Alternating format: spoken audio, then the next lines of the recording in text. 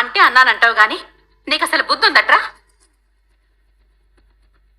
మీ నాన్నగారిని హాస్పిటల్ నుంచి ఇంటికి తీసుకొస్తుంటే నువ్వు పక్కన లేకుండా ఎక్కడికి వెళ్ళావురా? అంటే అమ్మా, అది ఒక ముఖ్యమైన పని మీద వెళ్ళాను. ఏంట్రా ఏంట్రా ముఖ్యమైన పని? అయినా నాకు తెలియక అడుగుతాను, మీ నాన్నకంటే ముఖ్యమైన పని ఏంట్రా నీకు? కొట్టేవాళ్ళు లేకపోతే సరి. అంటే అమ్మా, అది రైస్ మిల్ లో పనులన్నీ పెండింగ్ లో పడి ఆగిపోయినాయి, అందుకే వెళ్ళానమ్మా. అవునా? నువ్వు రైస్ మిల్ పని మీద వెళ్ళావని తెలియక అనవసరంగా తిట్టానురా. ఏమనుకోకే. నేనడిపోడా, మీ నాన్న ఇప్పుడప్పుడే రైస్ మిల్లుకి రాలేరు. అందుకని మిల్లు బాధ్యత నీదే. నువ్వే రైస్ మిల్లుని జాగ్రత్తగా చూసుకోవాలి, సరేనా? డైరెక్ట్ గా జాబ్ లో జాయిన్ అవ్వచ్చు. సరేమ్మా, అలాగేమ్మా. నాన్న, ఇప్పుడు ఎలా ఉంది నాన్న? పర్వాలేదు. అవును, ఇందాక ఎందుకు పిలిచారు నాన్న? అదేరా, పెళ్లి కోసమని వనజ గారు వాళ్ళు డబ్బులు ఇచ్చారు కదా, ఆ డబ్బులు తిరిగి వాళ్ళకి చేయాలి కదా. అది అదే అవి బ్యాంక్ లో వేయలేదా నాన్న? అవి ఎప్పుడో వేశాను నాన్న. సరే, ఆ డబ్బులు బ్యాంక్ నుంచి చెప్పు తీసుకురావాలో నేను చెప్తాను. చెప్పగానే వెంటనే తీసుకురావడం కూడా ఒక మాట చెప్పు, సరేనా? నాన్న, ఇప్పుడు వాళ్ళు డబ్బులు అడగలేదు కదా నాన్న, మనం ఇవ్వాలా? ఏం మాట్లాడుతున్నావు నువ్వు? వాళ్ళు అడిగే వరకు మన దగ్గర మన దగ్గర ఎందుకు, వాళ్ళు అడిగినా అడగకపోయినా వాళ్ళ డబ్బులు వాళ్ళకి ఇచ్చేయాలి. నువ్వైతే ఆ డబ్బులు ఫిక్స్డ్ చేసావు కదా, బ్యాంక్ అయినా కూడా రెడీగా మాట్లాడి పెట్టు, ఈ నాకు అందుబాటులో ఉండి ఇచ్చేద్దామంటే సరే నాన్న అని చెప్పి సాగర్ వెళ్ళిపోతుంటాడు. సాగర్ చేతిలో ఏదో లెటర్ ఉంది, ఏమై ఉంటుంది అది? ధీరజ్ ఒక్కడే కూర్చొని ఒక్క క్షణం చాలు కదా జీవితాలు తలకిందులు అవ్వడానికి. ఒక్క క్షణంలోనే అమూల్య జీవితం అలా అవ్వడానికి, నాన్నగారికి ఇలా ఆరోగ్యం ఖరాబ్ అవ్వడానికి ఒక క్షణం కూడా పట్టలేదు. అంత ఒక్క రోజులో ఎంత తలకిందులు అయిపోయింది అని చెప్పి తలుచుకుంటూ బాధపడుతుంటే అప్పుడే ప్రేమ లోపలికి వచ్చి ఈ లెటర్ చూస్తే ధీరజు ఖచ్చితంగా ఎగ్జామ్ రాయమంటాడని, ఇక్కడ దాచుదామా అక్కడ దాచుదామా, ఎక్కడ దాచినా ధీరజ్ చూస్తాడు అని చెప్పి ఆలోచిస్తూ ఉంటాడు. పెట్టినా చూస్తాడు, కనపడకుండా ఇది ఎక్కడ దాచిపెట్టాలో తెలియట్లేదే. అక్కడి నుంచి గమనిస్తున్నాను, ఏదో దెయ్యం పట్టిన దానిలాగా ఒక చోట తిన్నగా ఉండకుండా అటు ఇటు తిరుగుతూ పిచ్చి పిచ్చిగా ప్రవర్తిస్తున్నావు. ఏంటి ప్రాబ్లం? ఏమైంది? అంటే ఇందాకటి నుంచి నువ్వు రూమ్ లోనే ఉన్నావా? అంటే నేను రూమ్ లో ఉన్న విషయం కూడా గమనించలేనంత ఆలోచనలో ఉన్నావా నువ్వు? ఇందాకటి నుంచి ఏదో దాచిపెట్టడానికి కూడా ప్రయత్నిస్తున్నావు, ఏంటి? అబ్బా, ఏం లేదు లేరా, ఏం లేదు. అరే, ఏదో దాస్తూ కూడా ఏం లేదంటావేంటే? అసలు ఏంటది? ఏది ఇలా ఏం లేదురా, లెటర్ లెటర్ అంటే. దేనికి సంబంధించిన లెటర్? అబ్బా, లెటర్ అని చెప్పాను కదా, మళ్ళీ డీటెయిల్స్ ఎందుకు చెప్పు? మర్యాదగా లెటర్ ఇవ్వవే. ఏం అవసరం లేదు, ఇక ఈ విషయం వదిలే. ఇవ్వవే. నేను చూపించమంటుంటే ఇంతకు నుంచి ఎక్స్ట్రా చేస్తున్నావు నువ్వు. ఇవ్వు. అబ్బా, ఇలా ఇవ్వు. ఇవ్వు. వద్దురా. ఇవ్వు, ధీరజ్, ఇవ్వు, టెన్షన్ పడుతున్నావు అంటే ఖచ్చితంగా తెలుసుకొని తీరాల్సిందే. ధీరజ్. ఎగ్జామ్ హాల్ టికెట్ ఎత్తిందని ఇంత మంచి విషయాన్ని నాతో షేర్ చేసుకోకుండా ఏదో కుప్పలు అంటుకుపోయే విషయంలాగా ఎందుకంత టెన్షన్ పడుతూ దాచిపెట్టడానికి ట్రై చేస్తున్నావు? ఇప్పుడు దీంతో అంత అవసరం లేదురా, అందుకే దాచిపెట్టాలనుకున్నాను. ఇప్పుడు చింపేస్తాను. ఎలా పిచ్చా? హాల్ టికెట్ ని చింపేస్తానంటావేంటి? అవును, నేను ఎగ్జామ్ రాయట్లేదు కదా, మరి హాల్ టికెట్ ఎందుకు చింపేక? ఏం మాట్లాడుతున్నావు నువ్వు? ఎగ్జామ్ రాయనని ఎందుకు అంటున్నావు? ఇప్పుడు ఇంట్లో ఉన్న సమస్యలు చాలు ధీరజ్, నేను నా ఉద్యోగం కొత్త సమస్యగా మారకూడదు. బుద్ధి లేకుండా మాట్లాడుకో. ఇన్ని రోజులు కష్టపడి చదివి ఎగ్జామ్ రాయనని అంటావేంటి? సెన్స్ లేకుండా. అవును, అమూల్య విషయంలో మావయ్య గారు ఎంత బాధపడుతున్నారో చూసావు కదా. ఆల్మోస్ట్ చావు చివరి దాకా వెళ్ళొచ్చారు. నేను ఎస్ఐ ఎగ్జామ్ రాయడానికి వీల్లేదని మావయ్య గారు అప్పట్లోనే తేల్చి చెప్పారు. ఇప్పుడు నేను ఎగ్జామ్కి వెళ్తానని అంటే ఆయన మాటకి ఎదిరించి ప్రవర్తిస్తున్నానని ఇంకా బాధపడతారు. అసలుకే బాధలో ఉన్న మావయ్యని ఇంకా బాధ పెట్టడం పద్ధతి కాదురా. నువ్వు చెప్పింది కరెక్టే, కానీ ఇది నీ కళ. నీ కళ నిజమయ్యి నీ కళ్ళ ముందుకు రాబోయే టైంలో నువ్వు వదిలేసుకుంటే లైఫ్ లాంగ్ బాధపడవా? చెప్పు. నేను బాధపడినా పర్వాలేదురా, కానీ నా కారణంగా ఇంట్లో గొడవలు జరగడానికి వీల్లేదు. మావయ్య గారు బాధపడడానికి నేను కారణం అవ్వకూడదు. చూడు, నీ ఇష్టాలను నేను గెలిపించాలి, అది నా బాధ్యత. నువ్వు ఓడిపోయి నన్ను ఓడించుకో. అది కాదు ధీరజ్. ఈ సమస్య నాకు వదిలే. ఎవరికి ఎలాంటి బాధ లేకుండా రాకుండా పరిష్కారం నేను చూసుకుంటాను. ఇక ఈ విషయం గురించి నువ్వు టెన్షన్ పడకు. ఎగ్జామ్ డేట్ చాలా దగ్గరలో ఉంది, కాస్త హార్డ్ వర్క్ చేయి. All the best. అని ధీరజు ప్రేమ నుదుటిన ముద్దు పెట్టి వెళ్ళిపోతాడు. ప్రేమ ఒక్కొక్కసారిగా అలా ఆగిపోతుంది. నెక్స్ట్ ఇక్కడ సాగరు ఏం చేయాలి, డబ్బులు ఇవ్వాలని చెప్పి బాంబు పేల్చాడు కదా, ఏం చేయాలని డబ్బుల గురించి ఆలోచిస్తూ ఉంటాడు. నర్మద వచ్చి ఏంటే సాగర్ అలా దాస్తున్నావు, పైగా కంగారుగా ఉన్నావు. అబే కంగారేం లేదు, అది నాన్న పరిస్థితి గురించి ఆలోచిస్తున్నాను అంతే. మరి వెనకాల ఏదో దాస్తున్నావు, అదేంటి? అబే ఏం లేదు నర్మదా. నేను బయట చూసాను సాగర్, నీ చేతిలో ఏదో కవర్ ఉంది. ఇప్పుడు అదే కవర్ వెనకాల దాచావు, నాకు తెలుసు. జాబ్ గురించి నర్మదాతో కాస్త జాగ్రత్తగా మేనేజ్ చేయి. సాగర్ ఏంటి నా దగ్గర కూడా దాస్తున్నావా? ఏం లేదు నర్మదా, ఇది నా జాబ్ జాయినింగ్ ఆర్డర్. జాబా? జాయినింగా? అవును నర్మదా, ఇది గవర్నమెంట్ జాబ్ జాయినింగ్ ఆర్డర్. నాకు గవర్నమెంట్ జాబ్ వచ్చింది.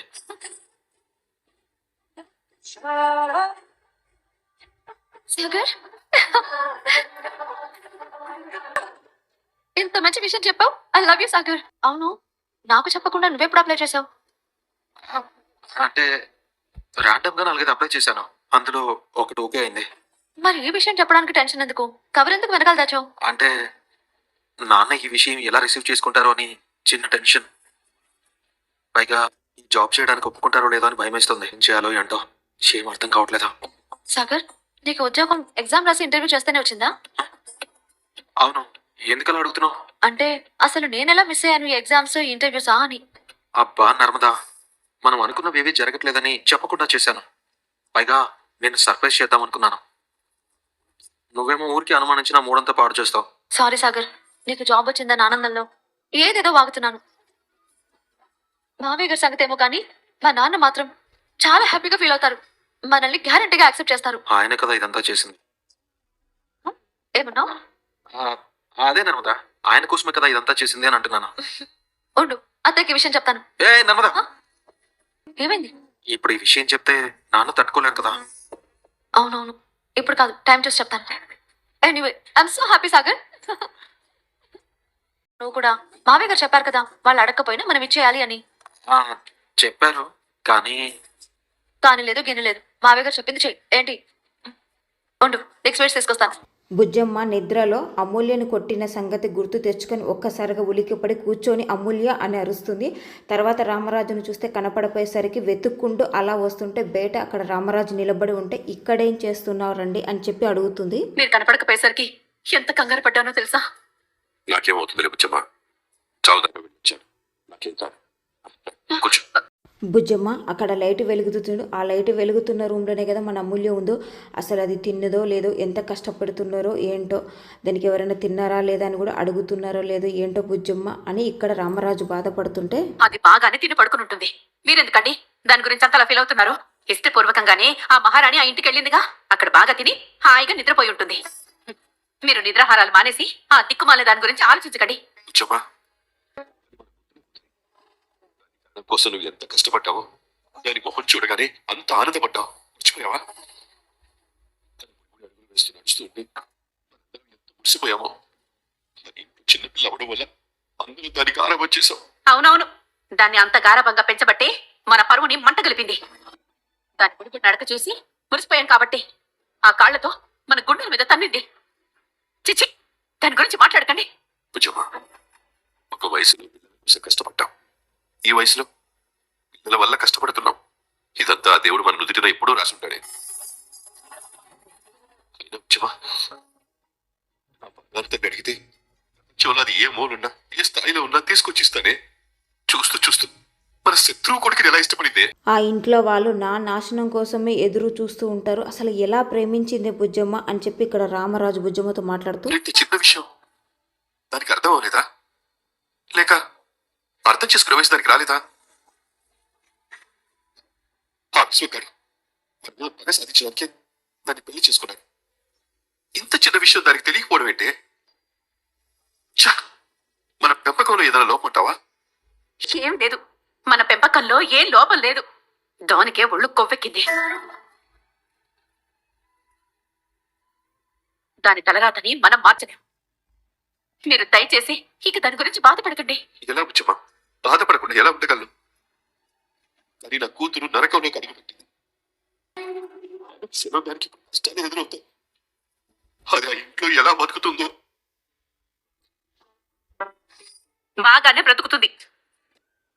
ఇంకా దాని గురించి మీరు అస్సలు ఆలోచించొద్దు. మనకి 3 కొడుకులు, కామాక్షి, బంగారం లాంటి కోడళ్ళు ఉన్నారు. చాలు. మీరు ఇలా దాని గురించి ఆలోచించేటట్టయితే నాతో మాట్లాడకండి. జమా నువ్వు అలా అంటున్నావు కానీ నిజంగా నువ్వు దాన్ని మర్చిపోగలవా? ఆ, మర్చిపోయాను. అయితే నిద్రలోంచి ఎందుకు లేచొచ్చావు? నీ ముద్దుల కూతురు గుర్తొచ్చే కదా. కాదు, నేను మీకోసం వచ్చాను. తెల్లారి మన గుడికి వెళ్ళాలి. ఆ విషయం చెప్పడానికి మిమ్మల్ని వెతుకుంటూ వచ్చాను. రండి, హాయిగా నిద్రపోండి. పొద్దున్నే గుడికి వెళ్ళాలి. ఇప్పుడు గుడికి ఎందుకు వచ్చామా? మీకంతా నేమైతే మీరు క్షేమంగా ఇంటికి తిరిగి వస్తే గుడికొచ్చి దర్శనం చేసుకుంటానని మొక్కుకున్నాను. మిమ్మల్ని అమ్మవారికి చూపించాలి. రండి, వచ్చి నిద్రపోండి. రండి. Good morning. Very good morning అక్క. ముగ్గు వేయట్లేదేమో అని నేను పరుగున వచ్చాను. ప్రేమ, నీకు విషయం చెప్పాలి. నేను నీకు ఒక విషయం చెప్పాలక్క. ఏంటి? నిన్న నీకు వచ్చిన లెటర్ గురించేనా? అవునక్క. మరి నువ్వు చెప్పాలనుకుంటున్న విషయం ఏంటి? చెప్తానులే గానీ ఫస్ట్ నీ లెటర్ సంగతి ఏంటో చెప్పు. లేదు, నువ్వు పెద్దదానివి కదా, ఫస్ట్ నువ్వే చెప్పు. అంటే పెద్దవాళ్ళైతే ఇలాంటి ఫ్యాన్స్ ఆఫర్లు ఉంటాయన్నమాట. ఏం లేదు ప్రేమ, సాగర్కి గవర్నమెంట్ జాబ్ వచ్చింది. గవర్నమెంట్ జాబ్ వచ్చిందా? మెల్లిగా ఎవరన్నా వింటారు. ఇంత మంచి హ్యాపీ న్యూస్ వింటే మంచిదే కదక్క. మంచిదే, కానీ మావయ్య గారు ఎలాంటి పరిస్థితుల్లో ఉన్నారో తెలుసు కదా. ఇప్పుడు ఈ పరిస్థితుల్లో ఈ విషయం చెప్తే ఎలా రియాక్ట్ అవుతారో ఏంటో, ఏ విధమైన గొడవలు జరుగుతాయేమోనని నాకు భయంగా ఉంది ప్రేమ. అందుకే ఈ విషయం ఇంట్లో ఎవరికి చెప్పలేదు. నీకు విషయం తెలుసా? సాగర్ నాకు కూడా చెప్పకుండా ఎగ్జామ్ రాసి గవర్నమెంట్ జాబ్ కొట్టి నాకు షాక్ ఇచ్చాడు. ఓ అవునా? కానీ ఇంత హ్యాపీ న్యూస్ ని ఇంట్లో అందరితో ఆనందంగా పంచుకునే అవకాశం లేకుండా పోయింది కదక్క. ఏం చేస్తాం, టైం. ఇంతకీ నీ లెటర్ సంగతి ఏంటి? ఎస్ఐ ఎగ్జామ్ కి నాకు హాల్ టికెట్ వచ్చిందక్క. అయ్యో బాబోయ్, ఇంత హ్యాపీ న్యూస్ ని అంత నీరసంగా చెప్తావేంటి? నీరసం కాదక్క, టెన్షన్. ఆల్రెడీ నా జాబ్ విషయంలో ఇంట్లో ఎంత పెద్ద గొడవ జరిగిందో చూసావు కదా. ఇప్పుడు ఈ విషయంలో కూడా అలాగే గొడవ జరుగుతుందని నేను ఎగ్జామ్ రాయను అంటున్నాను. కానీ ధీరజ్ వినట్లేదు, ఒప్పుకోవట్లేదు. అవసరమైతే ఎవరికి చెప్పకుండా నన్ను తీసుకెళ్లి ఎగ్జామ్ రాయిస్తానని చాలా మొండిగా మాట్లాడుతున్నాడు. అది మొండితనం కాదు, ప్రేమ. ఎస్ఐ అవ్వాలన్నది నీ డ్రీమ్ కదా, అందుకే ధీరజ్కి నీ మీద ఉన్న ప్రేమ కొద్దీ నీ కళని గెలిపించాలని తపన పడుతూ ఉన్నాడు. ఏం కలో ఏమనక్క, అమూల్య విషయం గుర్తొచ్చి నిద్రలో కూడా ఉలికి పడి వేస్తున్నాను. కొబ్బరి చెప్ప పగలగొట్టడం రాదు, కానీ నన్ను బెదిరించి నోరు మోయించడం మాత్రం బాగా వచ్చు. అబ్బా, ఇలా పగలగొట్టాలా? సచ్చినోడా, నాకు దెబ్బ తగిలితే అయ్యో పాపం అని లేకుండా ఎట్లా చేస్తావేంట్రా? ఏంటి దెబ్బ తగిలింది? ఏంట్రా ఎప్పుడూ లేంది నా మీద ఒకేసారిగా ఇంత కేరింగ్ చూపిస్తున్నావు? ఎప్పుడు లేదేంటి? ఎప్పుడు ఉంటుంది. నేనే కదా, మరి నీ మీద నాకు కేరింగ్ లేకుండా ఎలా ఉంటుంది? మేమిద్దరం పెళ్లి చేసుకున్నాం. నీ తాళి నేనే కట్టుకోమన్నానని చెప్తే ధీరజ్ అర్థం చేసుకుంటాడా? రే ధీరజ్, ఒక్క మాట అడుగుతాను, నిజం చెప్తావా? నీకు అబద్ధం చెప్తాను, ఏంటో ఇది ఈరోజటి ఎపిసోడ్. రేపటి ప్రోమో. ఇప్పటికైనా లైక్ చేసి సబ్స్క్రైబ్ చేసుకోండి.